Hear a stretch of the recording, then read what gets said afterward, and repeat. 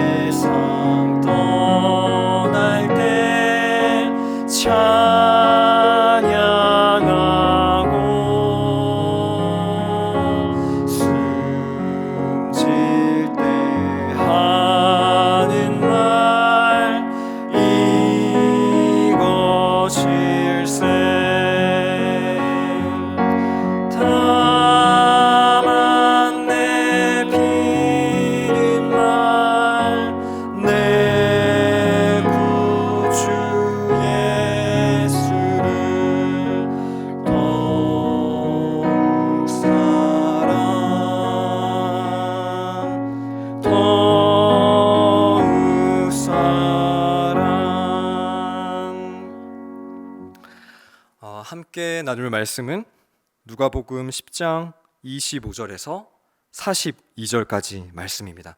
좀 길지만 같이 함께 읽도록 하겠습니다. 어떤 율법 교사가 일어나 예수를 시험하여 이르되 선생님 내가 무엇을 하여야 영생을 얻으리이까? 예수께서 이르시되 율법에 무엇이라 기록되었으며 내가 어떻게 읽느냐? 대답하여 이르되 내 마음을 다하며 목숨을 다하며 힘을 다하며 뜻을 다하며 주 너의 하나님을 사랑하고 또한 내 이웃을 내 자신같이 사랑하라 하였나이다. 예수께서 이르시되 내 대답이 옳도다. 이를 행하라. 그러면 살리라 하시니 그 사람이 자기를 옳게 보이려고 예수께 여짜오되 그러면 내 이웃이 누구니이까? 예수께서 대답하여 이르시되 어떤 사람이 예루살렘에서 여리고로 내려가다가 강도를 만나매 강도들이 그 옷을 벗기고 때려 거의 죽은 것을 버리고 갔더라. 마침 한 제사장이 그 길로 내려가다가 그를 보고 피하여 지나가고 또 이와 같이 한 레위인도 그곳에 이르러 그를 보고 피하여 지나가되 어떤 사마리아 사람은 여행하는 중 거기 이르러 그를 보고 불쌍히 여겨 가까이 가서 기름과 포도주를 그 상처에 붓고 싸매고 자기 짐승에 태워 주막으로 데리고 가서 돌보아 주니라. 그 이튿날 그가 주막 주인에게 데나리온 둘을 내어주며 이르되 이 사람을 돌보아 주라. 비용이 더 들면 내가 돌아올 때 갚으리라 하였으니 내 생각에는 이 세 사람 중에 누가 강도 만난 자의 이웃이 되겠느냐. 이르되 자비를 베푼 자니이다. 예수께서 이르시되 가서 너도 이와 같이 하라 하시니라. 그들이 길 갈 때에 예수께서 한 마을에 들어가심에 마르다라 이름하는 한 여자가 자기 집으로 영접하더라. 그에게 마리아라 하는 동생이 있어 주의 발치에 앉아 그의 말씀을 듣더니 마르다는 준비하는 일이 많아 마음이 분주한지라 예수께 나와 이르되 주여 내 동생이나 나 혼자 일하게 둔 것을 생각하지 아니하시나이까. 그를 명하사 나를 도와주라 하소서. 주께서 대답하여 이르시되 마르다야 마르다야 내가 많은 일로 염려하고 근심하나 몇 가지만 하든지 혹은 한 가지만이라도 족하니라. 마리아는 이 좋은 편을 택하였으니 빼앗기지 아니하리라 하시니라. 아멘. 질문이 바뀔 때 사랑이 시작된다. 질문이 바뀔 때 사랑이 시작된다는 제목으로 함께 말씀의 은혜를 좀 나누겠습니다. 예수님 앞에 지금 한 율법 교사가 서 있습니다. 율법 교사는 말씀을 가르치고 또 전하는데 능숙한 사람입니다. 하지만 오늘 이 본문에 보면 그는 아직 복음의 눈이 열리지 않았던 것 같습니다. 어제 살펴봤던 본문의 말미에 보면 왕이나 선지자는 볼 수 없다. 아직 이 율법 교사도 눈이 열리지 않았던 사람이었던 것 같습니다. 이 눈이 열리지 않았던 그가 예수님을 시험하려고 영생에 대해서 예수님께 질문합니다. 25절 어떤 율법 교사가 일어나 예수를 시험하여 이르되 선생님 내가 무엇을 하여야 영생을 얻으리이까. 이 율법 교사는 뭘 하는데 자신 있는 사람입니다. 기준에 대해서도 빠삭하고 뭘 하면 율법에 맞는지 틀린지. 사실 오늘 이 질문의 이 전제는 이런 예수님께 질문을 던졌던 이 율법 교사의 마음에는 중요한 전제가 하나 있습니다. 영생을 얻으려면 뭘 해야 한다는 겁니다. 무언가 해야 된다. 그리고 사실 이 질문을 조금 더 깊숙이 살펴보면 이것은 질문이라기보다는 율법 교사의 입장에서 봤을 때 기준 없어 보이는 예수님에 대한 불편한 마음을 드러내는 일종의 공격입니다. 넘어뜨리려고 하는, 예수님을 곤란에 빠뜨리려고 하는.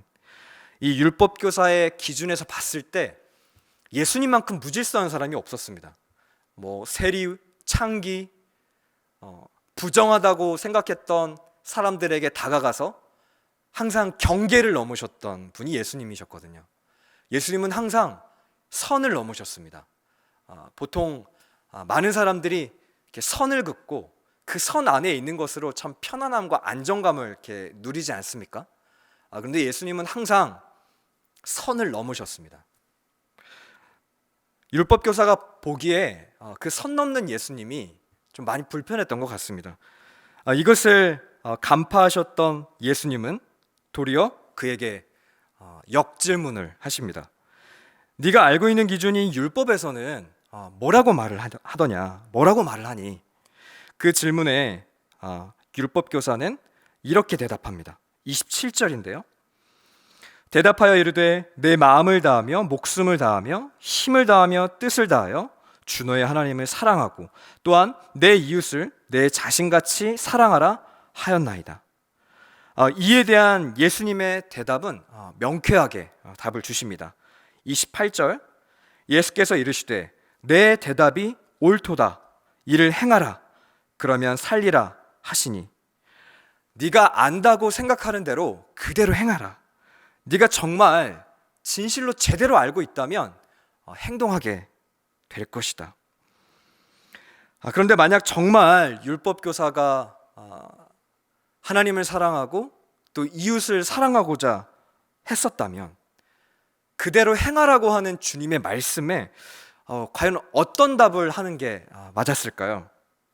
하나님을 사랑하고 이웃을 사랑하고자 하면 저와 여러분에게 정말 솔직하게 드는 답은 어떤 대답일까요?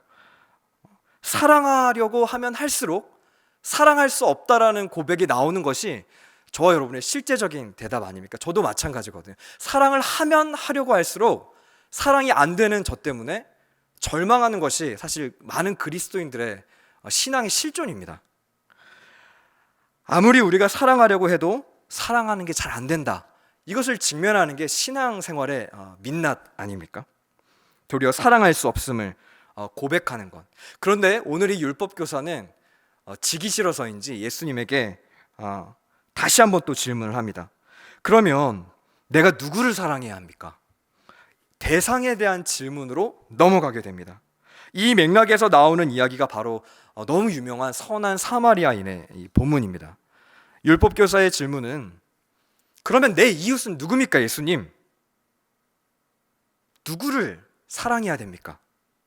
자, 그런데 이 질문에 대해서 한번 좀 생각해 봤으면 좋겠습니다. 내가 누구를 사랑해야 됩니까? 라고 하는 이 질문 자체에 포함되어 있는 중요한 의미는 이웃을 설정하는 기준이 누굽니까? 바로 나입니다. 나 중심의 이웃 개념입니다.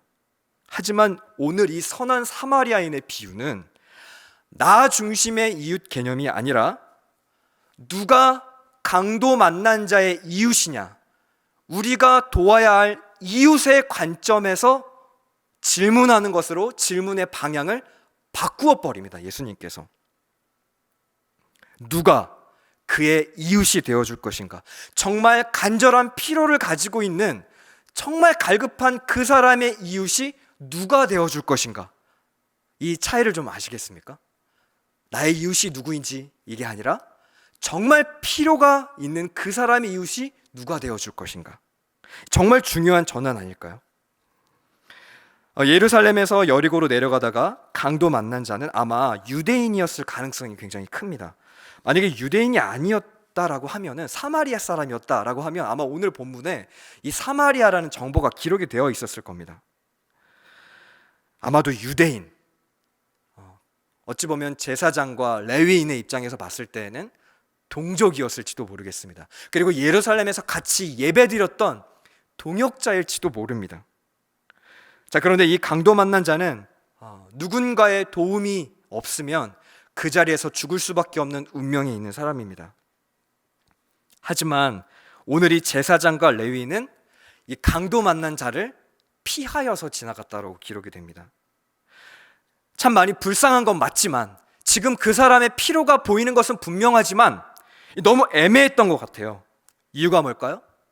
만약에 혹시라도 내가 손을 댔다가 그 부정함이 나에게 옮겨오면 예배를 혹시 못 드리면 어떡하지? 혹은 그 지역이 강도가 또 출몰하면 어떡하지? 라고 하는 현실적인 그 걱정들, 나를 위해서 돌아갔습니다. 혹시라도 나에게 피해가 입힐까 봐 돌아갔습니다. 하지만 오늘 이 본문에 나온 선한 사마리아인은 이웃의 필요를 보는 기준이 내가 아닙니다.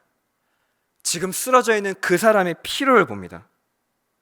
사랑하는 성도 여러분, 도움이 절박한 사람을 보면서 자기 자신을 염려하는 사람은 그 사람의 이웃이 되기가 어렵습니다. 두렵더라도 뛰어드는 것, 그의 필요에 집중해 주는 것. 사마리아 사람은 강도 만난 사람과는 한 번도 만난 적이 없던 사람이었습니다. 그런데 다가가서 자기가 가지고 있는 모든 자원을 동원해서 그를 돕습니다. 그리고 적당히 도와주는 게 아니라 내가 가진 자원을 다 돕고도 탈탈 털어서 총동원해서 그 사람의 필요를 채워냅니다. 저도 이 본문을 매번 묵상할 때마다 맞아, 나도 이렇게 선한 사마리아인처럼 살아야지, 예수님처럼 이런 섬김을 나도 베풀어야지, 나도 이런 선한 사마리아인과 같은 그리스도인이 되어야지, 저도 참 많이 결단했던 본문입니다.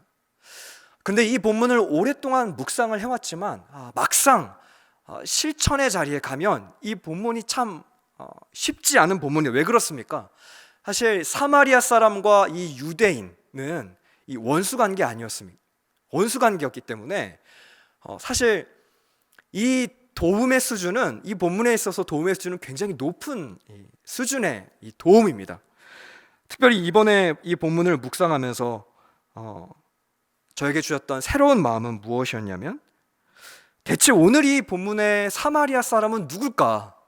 이 본문의 사마리아 사람은 정말 현실 가능한 이 실천일까? 근데 오늘 이 본문을 묵상하면서 저에게 새롭게 주셨던 마음은, 이 본문의 사마리아 사람은 실상은 원수를 사랑하시고 또 죽기까지 자신의 모든 대가를 지불하셨던 예수님의 모습과 너무 많이 닮아 있다라는 생각을 했습니다. 사실 우리는 이렇게 사마리아인처럼 이런 높은 수준의 도움을 실천해낸다는 것이 쉽지가 않습니다. 이렇게 한다는 것이 참 어렵습니다. 사실 이렇게 할 수 있는 분은 예수님밖에 없습니다. 예수님이야말로 강도 만난 자의 진짜 이웃이 되어줄 수 있는 유일한 분이 아니실까요? 이것을 알 때에 우리는 진짜 영생을 경험할 수 있고, 이것을 알 때, 이 은혜를 경험할 때에 내가 바로 강도 만난 자였음을 기억하고, 강도 만난 자인 나를 찾아오신 그 주님의 한량없는 사랑이 나에게도 있었음을 기억하는 자, 그 사람만이 그 받은 은혜를 바탕으로 다른 누군가에게 조금이라도 그 받은 은혜를 흉내라도 내볼 수 있는 것, 그 받은 사랑을 흉내라도 내볼 수 있는 게 저희들의 실존의 모습이지 않을까 생각해 봅니다. 사랑하는 성도 여러분, 예수님이 십자가의 원수인 우리를 당신의 피값으로 죽기까지 사랑하시고 우리의 이웃이 먼저 되어 주셨습니다. 그렇게 우리를 도와주신 것처럼 그 사랑을 기억하고 그 은혜를 기억하며 또 다른 누군가에게 이웃이 되어주는 겁니다. 내가 받은 은혜대로, 내가 받은 사랑대로, 내가 먼저 받은 그 은혜를 기억하는 것, 그것이 다른 누군가의 이웃이 되어주는 첫 번째 출발입니다. 이어서 나오는 이야기가 마리아와 이 마르다의 이야기인데요. 이것도 앞에 나온 이야기와 동일한 맥락으로 해석이 가능합니다. 사실 마르다의 진짜 문제는 일만 했던 게 문제가 아니었습니다. 참 섬김은 귀하지 않습니까? 이 교회 안에서 섬기는 것만큼 귀한 게 없습니다. 하지만 마르다는 책망을 받았습니다. 왜 마르다는 오늘 책망을 받았을까? 사실 마르다의 질문도 방향이 조금 바뀌어야 됩니다. 예수님께서 율법교사에게 누가 이웃이냐라는 질문의 방향을 바꾸셨던 것처럼 마르다의 방향, 이 질문의 방향도 좀 이렇게 바뀌어야 될 것 같습니다. 한 책을 보니까 오늘 이 본문을 이렇게 해석해 놓은 부분이 참 마음에 와닿았습니다. 마르다는 왜 책망을 받았을까? 그 책에 보니까 마르다가 예수님께 짜증을 냈기 때문에 책망을 받았다. 참 새로운 해석이었지만 재미있는 해석이었습니다. 마르다의 진짜 문제는 짜증이었다. 왜 짜증을 냈을까요? 자기의 섬김의 열심이 나로부터 시작한 열심이었다라는 겁니다. 내가 열심히 일하고 내가 최선을 다했고 그래서 인정받고 싶었는데 예수님께서 마리아를 인정해 주시는 것 같습니다. 마르다는 예수님의 필요를 묻지 않고 정말 그분이 무엇을 필요로 하시는지, 그래서 그냥 내가 준비하고 내 기준에서 모든 것을 진행했습니다.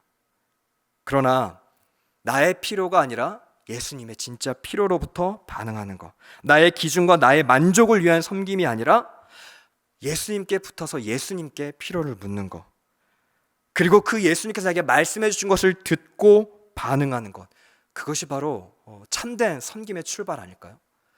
말씀을 정리하겠습니다. 질문이 바뀌어야 됩니다. 나의 이웃이 누구지? 라고 찾기 이전에 나의 도움과 필요가 있는 그 이웃은 누굴까? 내가 누구의 이웃이 되어줘야 될까? 그리고 나의 필요가 아니라 예수님께서 나에게 어떤 필요로 찾아오시는가? 이 질문의 방향이 바뀌었을 때 우리의 신앙생활이 예수님 안에서 다시 한번 풍성함이 회복이 되고 진짜 섬김이 가능해집니다.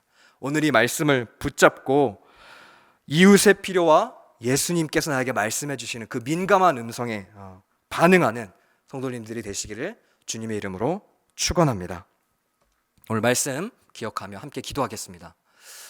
살아계신 하나님 아버지, 우리 주변에 정말 나의 도움이 필요한 이웃이 있습니다. 그들의 필요를 보게 하여 주시옵소서. 그리고 내가 먼저 사실은 강도 만난 자였고 주님의 사랑이 있었기 때문에 내가 회복되었음을 기억하며 그 은혜를 기억하며 오늘 예수님의 사랑을 한 토막이라도 흉내내는 하루 되게 하여 주시옵소서.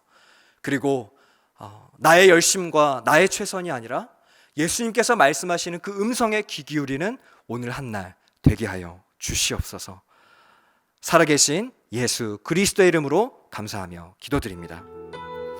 오늘 말씀을 기억하며 우리 기도 제목 붙잡고 함께 기도하겠습니다. 첫 번째로는 내가 바로 강도 만난 자임을 기억하며 나를 살려주신 주님의 은혜를 깊이 경험하는 하루 되게 하여 주시옵소서. 이웃의 필요에 민감하게 반응하여 나의 물질과 시간, 마음을 그에게 흘려보내는 하루가 되게 하여 주시옵소서. 오늘 이 말씀을 기억하며 함께 기도하도록 하겠습니다. 살아계신 하나님 아버지,